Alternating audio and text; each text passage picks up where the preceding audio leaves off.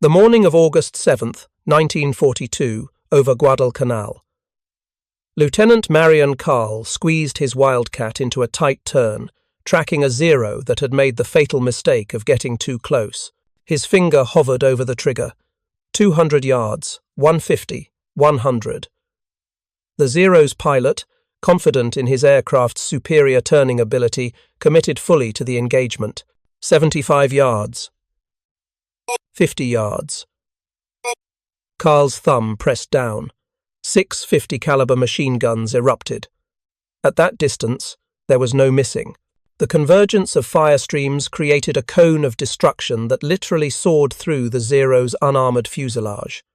The Japanese fighter disintegrated in a spray of aluminum and burning fuel. The entire engagement lasted 3 seconds from trigger pull to confirmed kill. What Carl had just executed wasn't luck or desperation.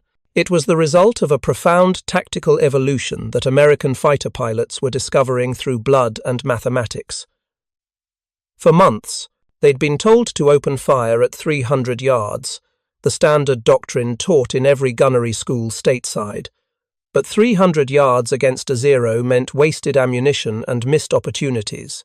The Japanese fighters were simply too maneuverable at that range, too capable of slipping away from poorly aimed fire. So American pilots started doing something that seemed suicidal to conventional thinking. They held their fire. They closed the distance. They waited until the enemy filled their windscreen, until missing became physically impossible, until a single burst meant certain death for the target. If you're enjoying this deep dive into the story, hit the subscribe button and let us know in the comments from where in the world you are watching from today. They called it point-blank gunnery, and it violated every instinct and every training manual. But it worked. And in the desperate air battles over the Solomon Islands in the second half of 1942, American pilots discovered that getting close enough to guarantee a kill was worth the risk of getting killed trying. The question was simple.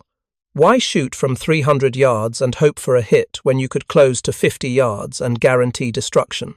The answer to that question would transform American fighter doctrine, dramatically increase kill ratios, and turn the Zero from an invincible opponent into a liability for any Japanese pilot foolish enough to let an American fighter get close.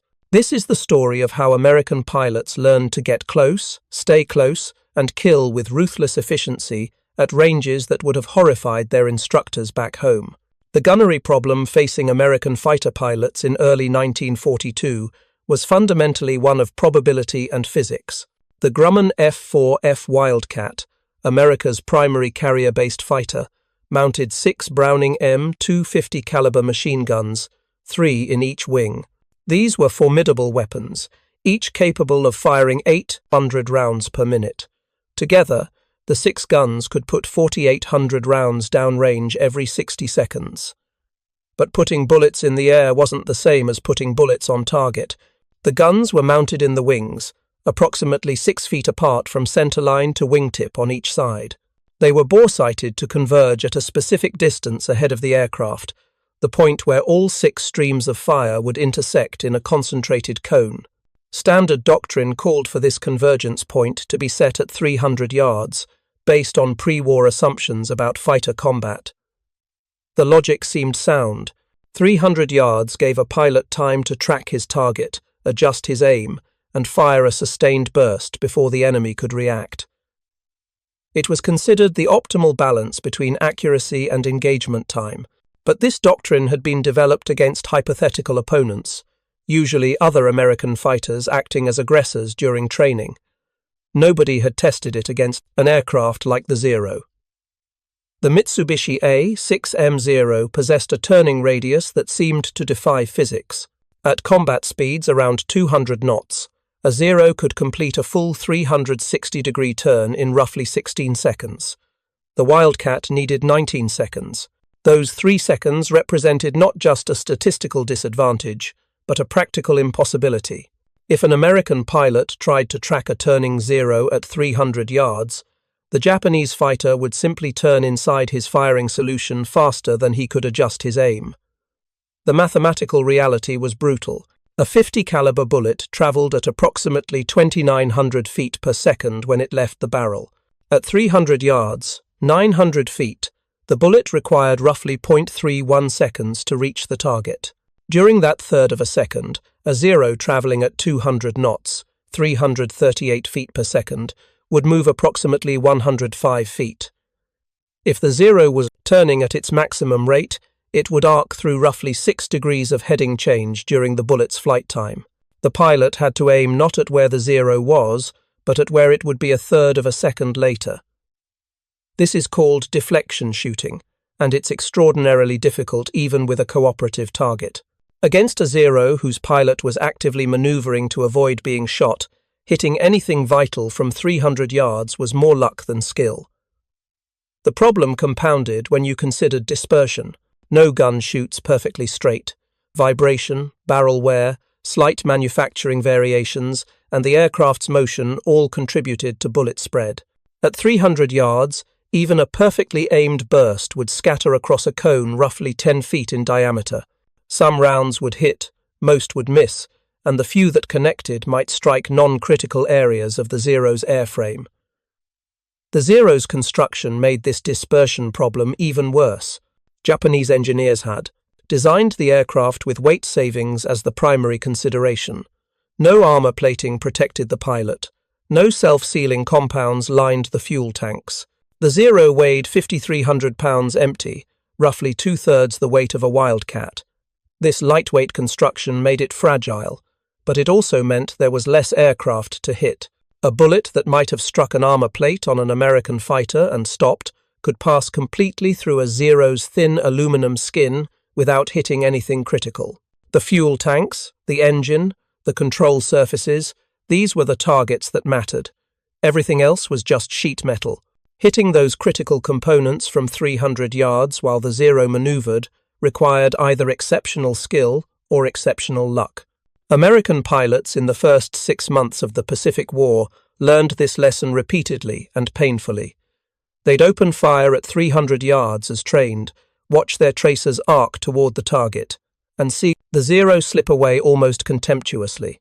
Their gun camera footage, reviewed by intelligence officers after each mission, told a consistent story. Lots of shooting, very few hits, even fewer kills. Lieutenant Commander John Thatch, commanding officer of Fighting Squadron 3, studied these gun camera films obsessively during the spring of 1942. Thach was already working on the tactical innovation that would become the Thach Weave, but he recognized that formation tactics alone wouldn't solve the gunnery problem. His pilots needed to hit what they aimed at, and from 300 yards, they simply weren't. Thatch began collecting data. He reviewed after-action reports from every squadron in the Pacific Fleet, looking for patterns in successful engagements. What he found was striking. The pilots who scored consistent kills against Zeros shared a common characteristic. They described firing from extremely close range, often less than 100 yards. Many reported being close enough to see the Japanese pilot's face, to observe details of the aircraft's construction, to feel certain their bullets were connecting. These close-range kills weren't accidents, they were deliberate. The successful pilots had independently reached the same conclusion. If you couldn't hit a maneuvering Zero from 300 yards, get closer. If you couldn't hit it from 100 yards, get closer still. Keep closing until missing becomes impossible, then fire. The psychological barrier was significant. Every instinct told a pilot to open fire as soon as he had a shot, to maximize his time on target before the enemy reacted. Holding fire while closing from 300 yards to 100 to 50 required discipline that bordered on recklessness. You were deliberately giving the enemy more time to see you, to react, to maneuver, or return fire. If you were attacking a bomber with defensive gunners, closing to 50 yards meant flying through increasingly concentrated, defensive fire. If you were attacking a fighter, you risked a head-on collision if either pilot misjudged the closure rate. The natural, instinctive reaction was to shoot early and shoot often. The effective reaction was to wait, close, and make every bullet count. The Battle of Midway on June 4, 1942, provided dramatic evidence of what close-range gunnery could accomplish. Lieutenant Commander Thatch's division of Wildcats escorting torpedo bombers against the Japanese carrier fleet, engaged approximately 15 to 20 Zeros. Thash and his wingman, Ensign Robert Dibb, executed the newly developed Thash weave, scissoring back and forth to protect each other. But it was Thash's gunnery that stood out in the after-action reports. When a Zero committed to attacking Dibb and crossed in front of Thach's nose, Thach held his fire until the range closed to less than 100 yards. His burst lasted perhaps 2 seconds. The Zero exploded. The gun camera footage showed the moment of impact with startling clarity. The bullets didn't just damage the Zero, they destroyed it. At that range, the concentrated fire from 650 caliber guns hitting simultaneously overwhelmed the aircraft's structure. Similar engagements throughout the battle demonstrated the same principle. Wildcats that fired from long range scored hits but rarely kills. Wildcats that closed to point-blank range before firing scored kills with single bursts. The difference wasn't pilot skill or courage, though both mattered. The difference was range, and the understanding that at close range, gunnery became simple. Point at target, fire, target destroyed. The problem, of course, was getting to that close range against an opponent who didn't want you there. The Zero's maneuverability meant that in a turning fight, closing from 300 yards to 50 was nearly impossible. The Japanese pilot would simply turn inside you, spoiling your firing solution and potentially reversing. The engagement. This is where the broader tactical innovations, energy fighting and the Thash weave, became essential. Energy fighting doctrine, which was emerging simultaneously with close-range gunnery tactics, emphasized maintaining altitude and speed advantages. A Wildcat diving from altitude could reach speeds exceeding 350 miles per hour. At that speed, the pilot could close from 300 yards to 50 in roughly 5 seconds. The Zero pilot, surprised by the high-speed attack, had limited time to react. If the American pilot held his fire during the dive, waiting until he was absolutely certain of a hit, he could destroy the Zero with a single pass and zoom back to altitude before other Japanese fighters could respond. This boom and zoom tactic worked perfectly with close-range gunnery. The speed of the attack and the devastating effect of point-blank fire combined to create a nearly perfect offensive technique. The Thach weave provided another avenue for close-range shots. When two Wildcats scissored back and forth, a Zero pursuing one Wildcat would inevitably cross in front of the other. These crossing shots occurred at ranges between 50 and 150 yards, perfect for close-range gunnery. The Zero pilot, focused on his target, often didn't see the second Wildcat until it was too late. A short burst at close range, and the threat was eliminated. By August 1942, when Marine Fighting Squadron 223 arrived at Henderson Field on Guadalcanal, close-range gunnery was becoming unofficial doctrine among experienced pilots. Major John L. Smith, the squadron commander, explicitly instructed his pilots to hold their fire until they were certain of a kill. "Don't waste ammunition on low-probability shots," he told them during briefings. "Close to spitting distance, then let him have it." The phrase spitting distance became shorthand among Marine and Navy pilots for the ideal firing range. 50 yards, close enough to see the rivets on the enemy's fuselage, close enough to be absolutely certain your bullets would hit, close enough that a 2-second burst would be catastrophic for the target. Captain Marion Carl, who would become the Marine Corps' first ace during the Guadalcanal campaign, internalized this doctrine completely. Carl's combat reports describe engagement after engagement, where he held fire until the range closed to less than 100 yards. His kill rate was extraordinary. 26 confirmed victories by war's end, many achieved with single bursts of fewer than 100 rounds. Carl explained his technique in a debriefing in September 1942. "The Zero pilot knows his aircraft can outturn mine. He's confident. He commits to the turn, expecting to get inside my radius and reverse the situation. What he doesn't expect is for me to hold fire, to close the distance, to wait until I'm so close I can't miss. By the time he realizes I'm not shooting from long range like he expects, I'm already at 50 yards. I press the trigger, and he's gone. The Zero disintegrates. It's not heavily built, At that range, 50 caliber rounds just tear through it. The physics of close-range impacts explained Carl's observations. A 50 caliber bullet weighs approximately 1.6 ounces and carries tremendous kinetic energy. At the muzzle, a 50 caliber round produces roughly 13,000 foot-pounds of energy. Even after traveling 50 yards, the bullet retained more than 95% of that energy. When 6 guns fired simultaneously at a target 50 yards away, the cumulative effect was devastating. In a typical 2-second burst, each gun fired approximately 27 rounds, meaning 162 bullets struck the target area. At that range, dispersion was minimal.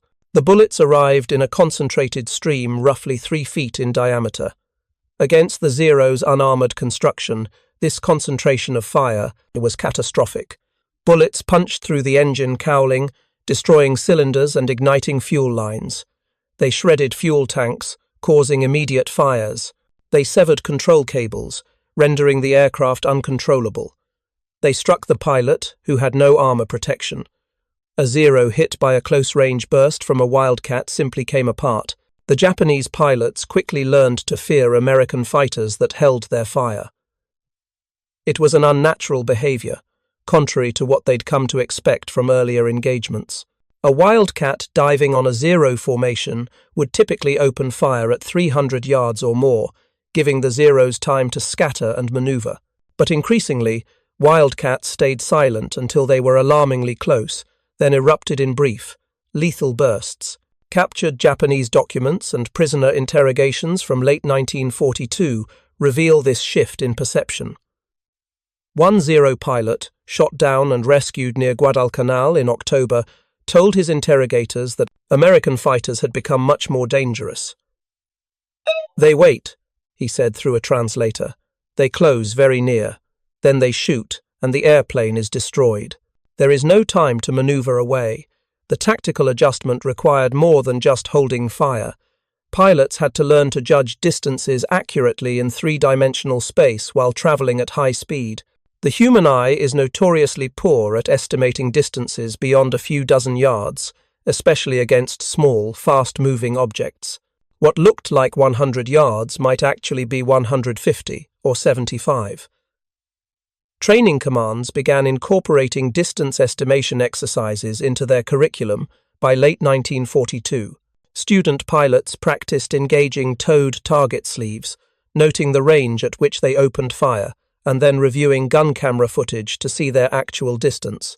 Instructors emphasized that 50 yards looked and felt alarmingly close. The target filled your entire windscreen. You could see details you'd never noticed from longer ranges. One training technique involved having students fly formation with another aircraft, then breaking away and attacking from various angles, while the instructor called out ranges from the target aircraft. 200 yards, 150, 100, 75, 50. Fire. By repeating this exercise dozens of times, students developed an intuitive sense of what 50 yards looked like from a diving attack, a level pass, or a climbing shot. The psychological conditioning was equally important. New pilots had to overcome the instinct to fire early. Instructors would sit in the back seat of 2-seat trainers during practice attacks and physically prevent the student from pressing the trigger until the range closed sufficiently. "Closer," they'd shout over the intercom. "Closer." "Not yet. Closer." "Now." This training paid enormous dividends when pilots reached combat squadrons. By mid-1943, replacement pilots, arriving in the Pacific, already understood close-range gunnery principles. They'd practiced it extensively. They knew what 50 yards looked like, what it felt like, and they'd been conditioned to hold fire until they reached that distance. The ammunition conservation benefits were substantial. A Wildcat carried 1,800 rounds of 50 caliber ammunition, 300 per gun. At maximum rate of fire, a pilot could expend his entire ammunition load in less than 25 seconds of continuous firing. But nobody fired continuously. Combat bursts typically lasted 1 to 3 seconds, representing roughly 40 to 120 rounds per gun. From 300 yards, Killing a Zero might require multiple bursts as the pilot walked his fire onto target, adjusted for deflection, and compensated for the target's maneuvering. A pilot might expend 3 to 5 bursts, 300 to 600 rounds total, to score a single kill, if he scored a kill at all. From 50 yards, 1 burst was usually sufficient. 160 rounds, 1 kill. This efficiency meant a pilot could engage multiple targets during a single mission. Lieutenant Edward Butch O'Hare demonstrated this dramatically on February 20th, 1942, before close-range gunnery became standard doctrine, but his achievement illustrated what was possible with good ammunition management and accurate fire. O'Hare single-handedly defended the carrier Lexington against 9 Japanese bombers, shooting down 5. His success came partly from aggressive attacks and partly from his marksmanship. O'Hare closed to extremely short range before firing, ensuring each burst counted. He would later advocate strongly for close-range gunnery based on this experience. By early 1943, combat reports consistently showed that pilots practicing close-range gunnery achieved significantly higher kill-to-ammunition expended ratios. Squadron commanders noticed that their most successful pilots were also the most economical with ammunition. These weren't coincidental correlations. Pilots who closed before firing killed more efficiently, and efficiency meant more kills per sortie. The doctrine spread through the fleet organically at first, veteran pilots teaching new arrivals the techniques that worked. But the Navy recognized the value of formalizing this knowledge. The Fighter Tactics Manual, published in May 1943, included specific guidance on gunnery ranges. Pilots should withhold fire until range has closed sufficiently to ensure high probability of damaging hits, the manual stated. Against maneuverable targets, such as the Japanese Zero fighter, effective range is considerably less than previously taught. Experienced combat pilots report that ranges of 75 to 100 yards produce optimal results, with some successful engagements occurring at 50 yards or less. The manual stopped short of explicitly recommending 50-yard attacks for all situations, recognizing that circumstances varied. Against bombers with defensive armament, closing to 50 yards meant flying through concentrated return fire. Against fighters in a turning engagement, getting that close might be impossible. But the principle was clear. Closer was better, and pilots should train to fight at much shorter ranges than pre-war doctrine envisioned. Gunnery instructors at training bases in Florida, Texas, and California began teaching close-range techniques systematically. They modified gun convergence patterns, experimenting with different settings to optimize killing power at various ranges. Some squadrons set convergence at 250 yards, accepting slightly degraded performance at 300 yards in exchange for tighter patterns at closer ranges. Others set convergence at 150 yards, anticipating that their pilots would primarily fight at ranges between 100 and 200 yards. The F-6F, Hellcat, which began replacing the Wildcat in frontline squadrons during 1943, featured improved gunnery characteristics that complemented close-range tactics.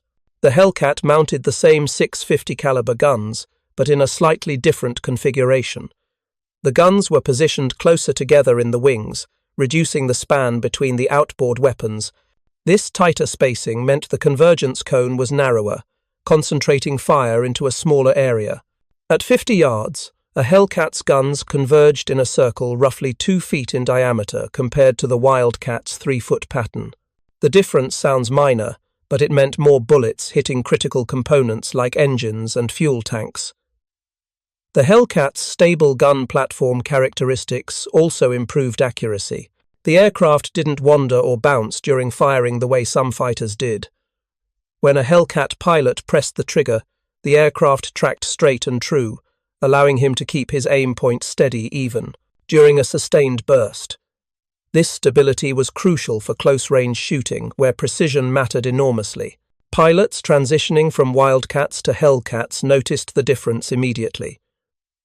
"The Hellcat shoots where you point it," one squadron commander observed. "There's no compensation needed, no adjustment for the aircraft's quirks. You put the pipper on target, press the button, and the target dies. At 50 yards, it's almost unfair.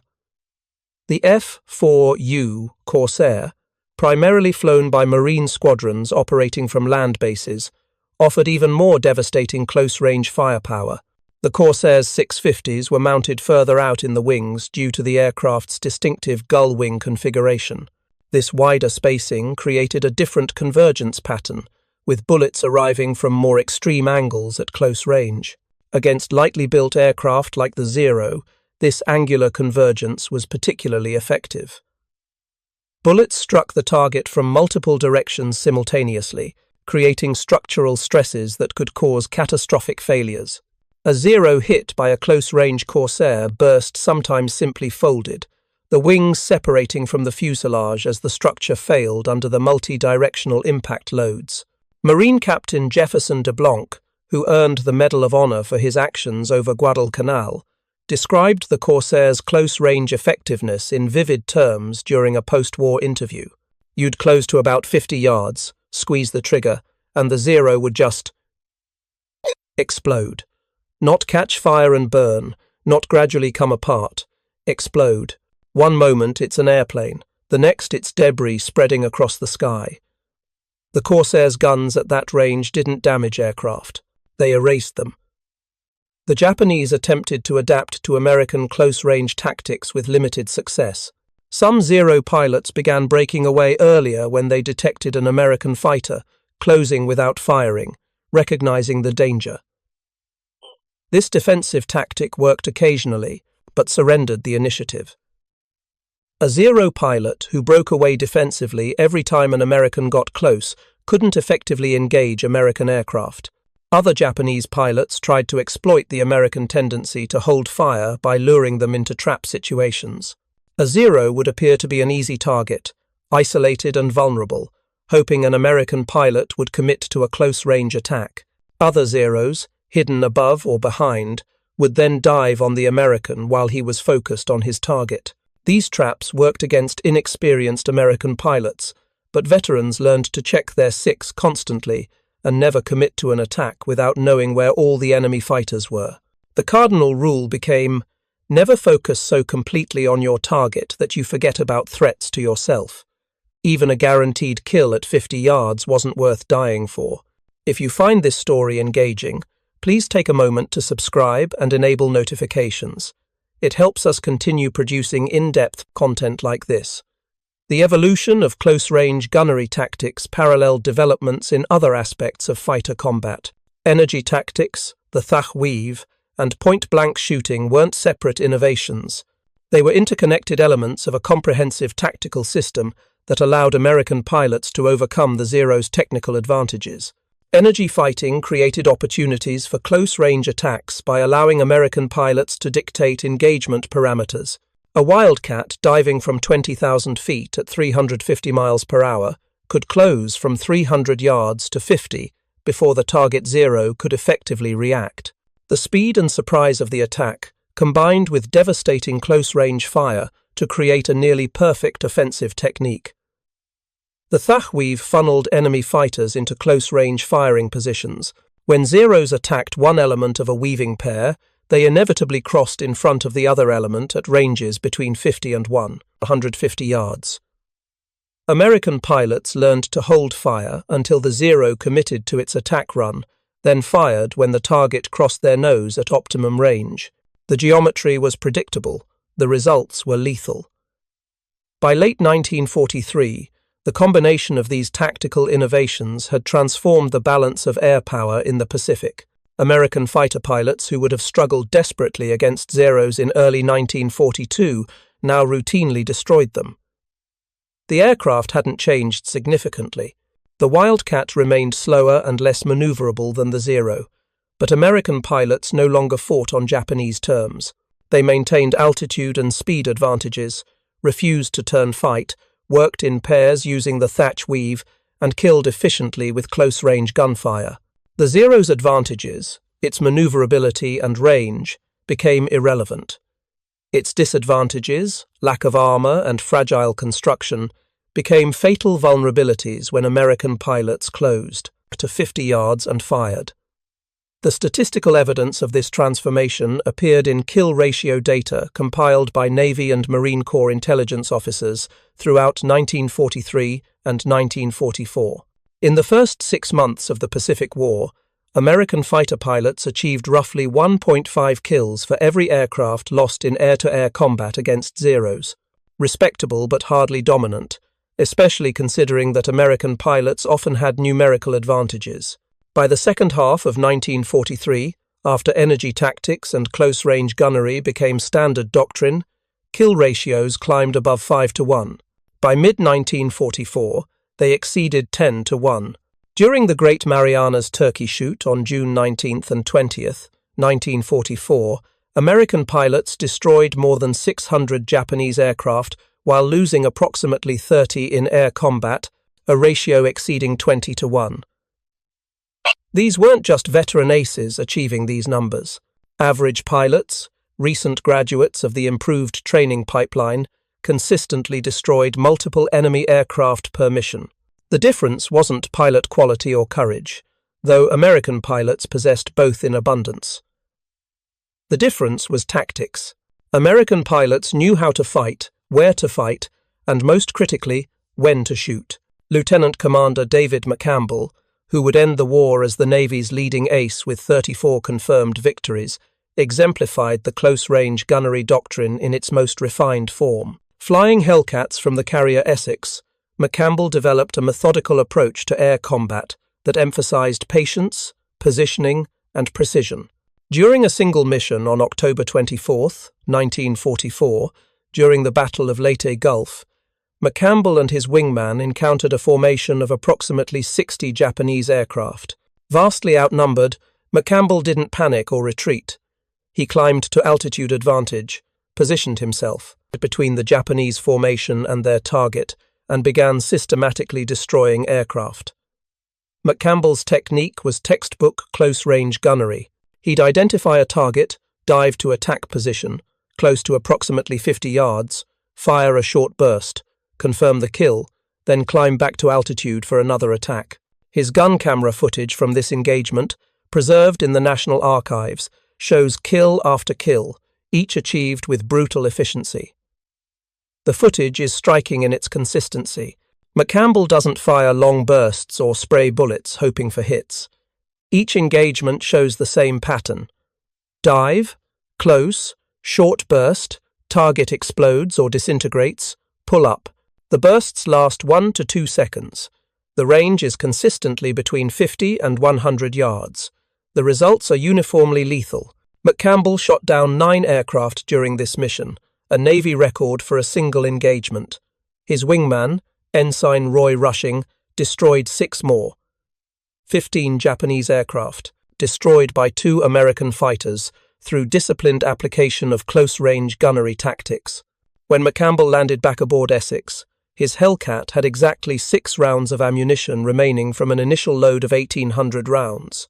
McCampbell's after-action report described his methodology with characteristic precision. I positioned for altitude advantage and identified targets based on threat priority. Bombers were primary targets as they posed the greatest danger to the fleet. I attacked each target individually, closing to minimum effective range before firing. Each engagement required between 80 and 120 rounds. The close range ensured high hit probability and reduced ammunition expenditure. This was close-range gunnery doctrine distilled to its essence. Position properly, choose your target deliberately. Close to guarantee hits, fire efficiently, kill, repeat. McCampbell's success wasn't luck or supernatural skill. It was systematic application of proven techniques against an enemy who no longer understood how to counter them. The Japanese Naval Air Arm, by late 1944, had lost most of its experienced pilots from the early war period. Those veterans, who understood American tactics and could adapt to them, were dead. Shot down over Guadalcanal, the Solomons, New Guinea, Truk, the Marianas, the replacement pilots receiving abbreviated training in Japan had been taught to fly and fight based on pre-war doctrine that emphasized individual skill and aircraft maneuverability. They arrived at their squadrons expecting to exploit the Zero's turning ability against American fighters that would obligingly engage in dogfights. Instead, they encountered American pilots who refused to turn, maintained energy advantages, worked in coordinated pairs, and killed with ruthless efficiency at point-blank range. The new Japanese pilots, lacking the experience to adapt quickly, died in horrifying numbers.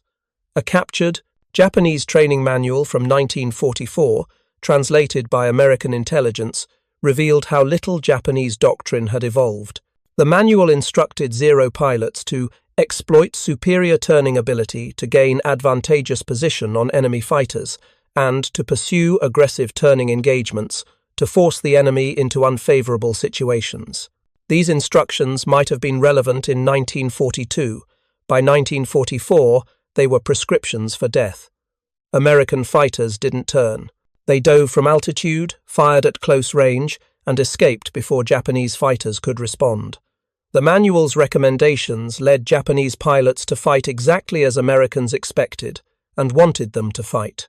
The physical effects of close-range 50-caliber fire on Japanese aircraft became well documented through gun camera footage and examination of wreckage recovered from the ocean. Intelligence officers compiled detailed analyses of battle damage, studying how American fire affected different types of Japanese aircraft and identifying the most vulnerable areas. The studies confirmed what pilots had learned empirically. At ranges beyond 200 yards, 50-caliber rounds created small entrance and exit holes in aluminum skin, passing through the aircraft with minimal collateral damage. Critical hits were possible but required striking specific components like the engine, fuel tanks, or control surfaces. At 50 yards, the physics changed dramatically. The bullets retained nearly full muzzle energy. When they struck aluminum skin, they didn't just puncture, they shattered and deformed, transferring massive energy to the surrounding structure. A bullet striking a fuel tank at 50 yards would penetrate, tumble, fragment, and create a wound channel several inches in diameter. Fuel would spray across hot engine components, causing immediate fires. Multiple bullets striking an engine block at 50 yards would destroy cylinders, crack the crankcase, sever fuel and oil lines, and potentially cause the engine to explode from internal pressure when damaged pistons seized. The cumulative effect of 6 guns firing simultaneously for 2 seconds, putting 160 bullets into a small area, was catastrophic structural failure.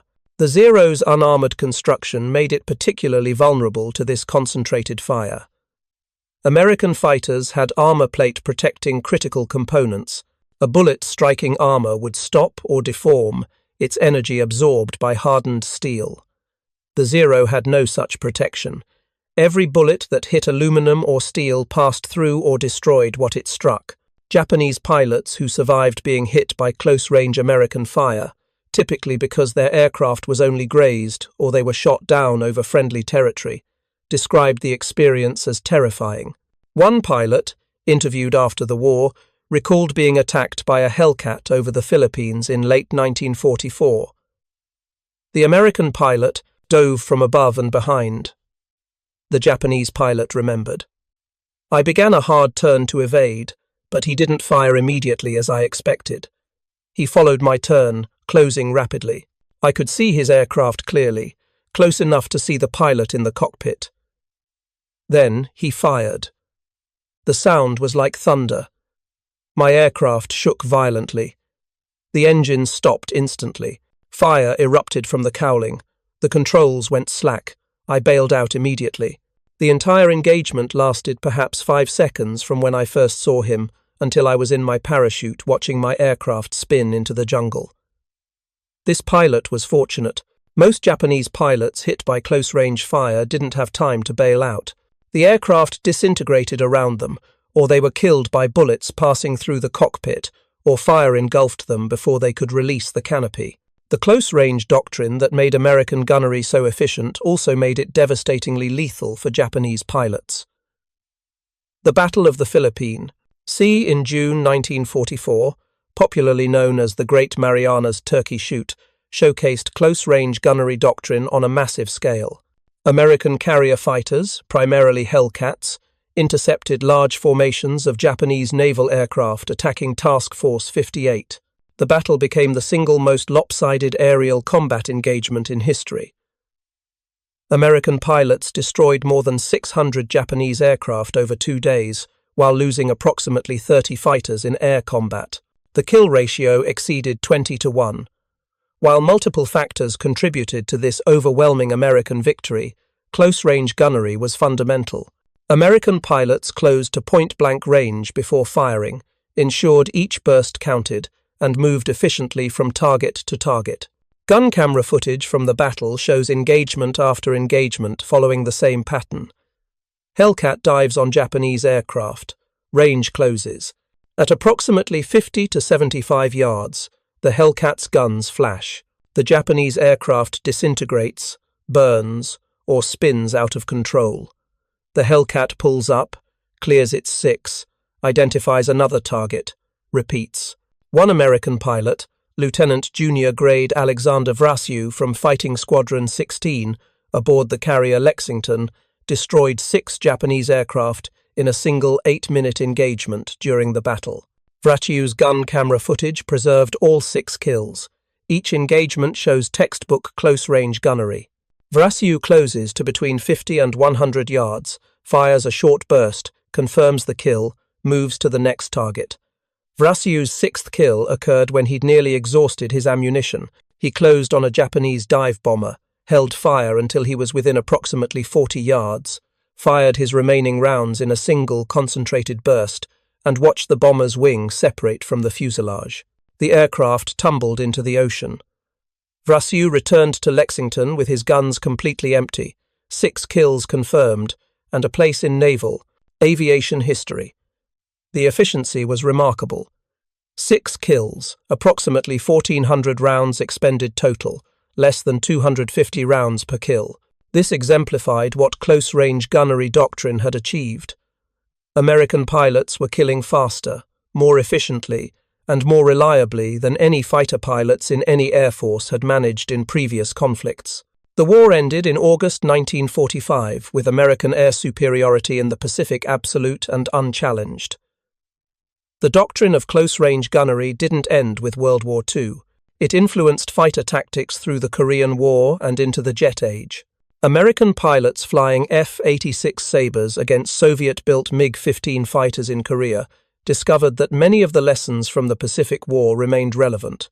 The kill ratios in Korea, while not as lopsided as the Philippine Sea, still heavily favored American pilots. The doctrine of patient positioning, followed by aggressive close-range attack, worked as well against MiGs as it had against Zeros. The fundamental principles, wait for advantage, close the distance, fire when certain of a kill, remained valid. Thank you for watching. For more detailed historical breakdowns, check out the other videos on your screen now, and don't forget to subscribe.